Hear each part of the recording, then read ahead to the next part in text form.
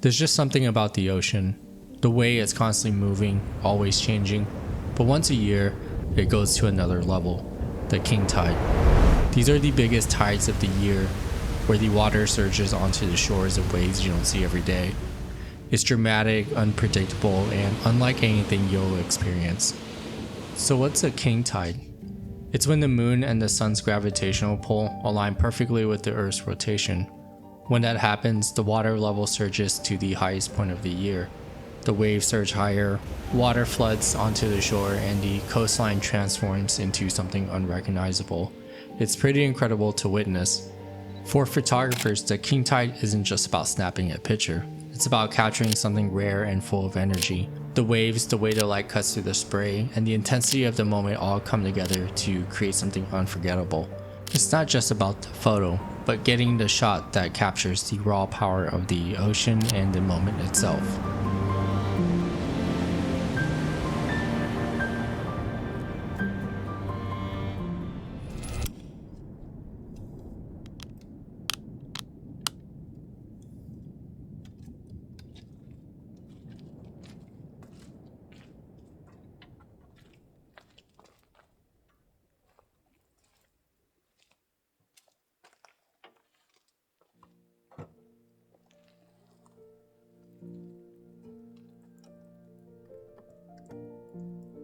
It's been about 2 years since I last photographed the king tide.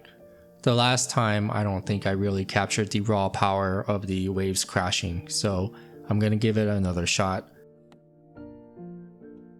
I live pretty far away, so I could either leave super early or find some camp overnight.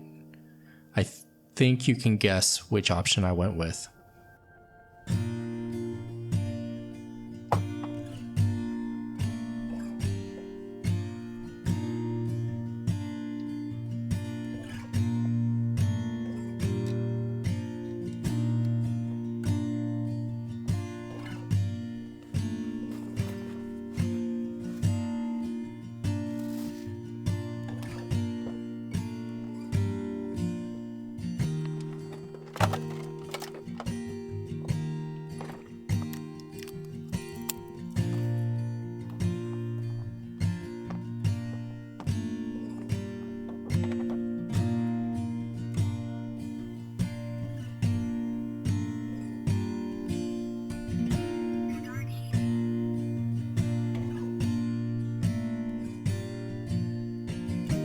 Trips like these are more about photography. It's about the journey. Overlanding actually allows me to chase these moments, to stay out here long enough to get the shot and to live comfortably while doing so. It's not just about what I see, it's more about what I experience.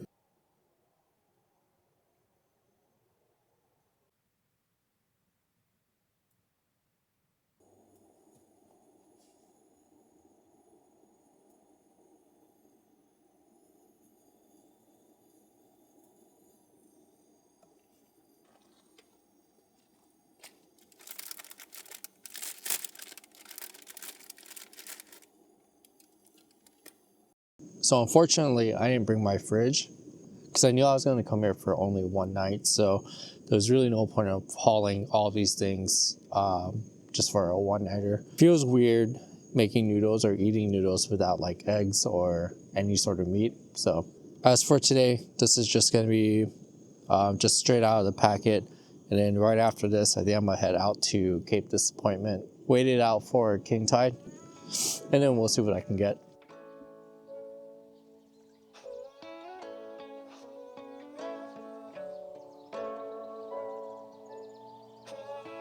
Early morning, just made coffee and then some food. Looks like the sun is starting to come out, so which is really nice because it was a lot colder than I thought last night. Well, it's a lot colder than I thought, even right now. And it did snow for a little bit. I thought it was just raining like crazy, and I looked outside and it was like this. It was just pretty much all snow.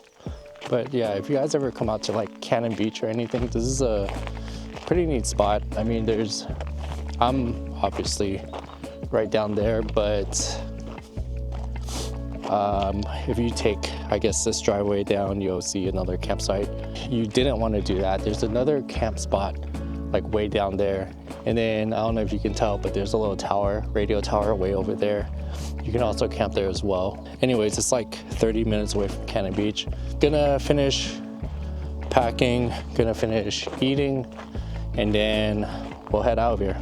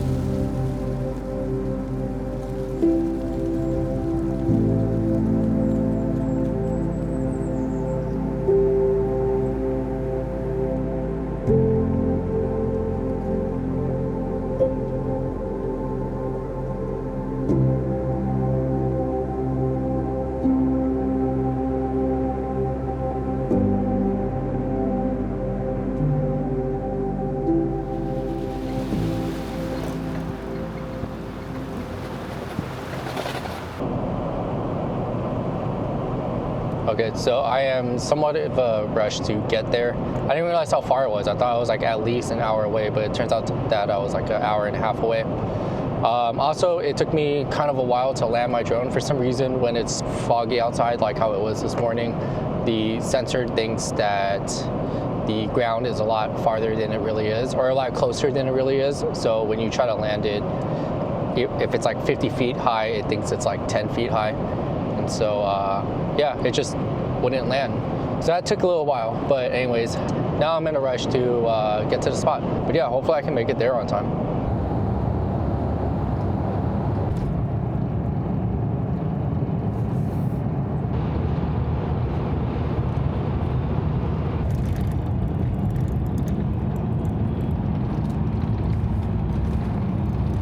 All right, so just arrived. Hopefully I can get a parking spot relatively close to the area. Usually it's busy, and well, I mean, even now, if you can tell, there's a ton of people just walking there. So I'll take my chances to see if I can find something. But right now it's 11:55, so it should be, according to the schedule, it should be the peak time to be here. So I arrived just on time. Taking a look now, I think I see one spot. I do see one spot.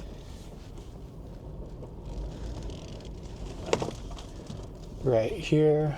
Don't mind the wires. I'm still trying to connect this, but based on looking at it, I'm not quite sure if the tide is going to be as high as I thought it would be, but that doesn't mean I can't get anything good here. So let's go out and see whatever I can grab. So normally I would be on a 24 to 70 mil, but I think for today, and especially on how far everything is, I'm gonna pull out the 200 mil.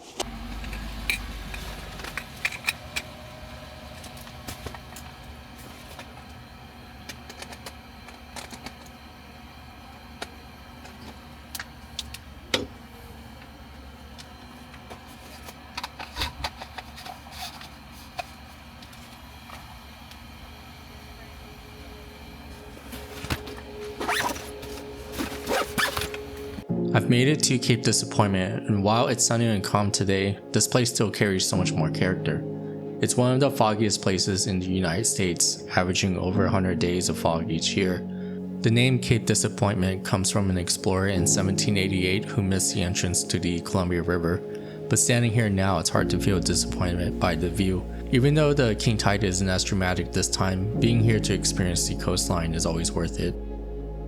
There's something about being out there standing on the shoreline, hearing the waves and just taking it all in. The photos don't tell the whole story. Sure, it gets easy to caught up on chasing the quote-unquote perfect shot, but the truth is, the moments in between matter just as much. The quiet pauses, the smell of salt in the air, and the way the sunlight hits the water. It's those little details that make the experience unforgettable. Trips like this remind you that you don't always get what you're looking for. Sometimes you plan for something epic, the wild waves and stormy skies, and you end up with calm seas and clear weather. And that's okay, it's a good reminder that you're not in control out there. Nature does its thing, and your job is just to show up and appreciate for what it is. For me, that's the beauty of these trips. It's not just about capturing photos, it's about the process. The drive out there, setting up camp, cooking a simple meal and waking up to the world outside your window. It's about slowing down, disconnecting, and feeling like you're part of something bigger than yourself, living in the moment and letting the journey unfold however it wants to. As I pack up and get ready to head home, I'm already thinking about what's next. There's always another journey and another place to explore, another story to unfold, whether it's chasing a phenomenon like this or just finding a new spot to camp for the night. It's the pursuit that keeps me going. Thanks for coming along this trip with me. If you got a favorite shot from a video, or if this inspired you to get out there yourself, let me know in the comments, and as always, I'll see you guys in the next adventure.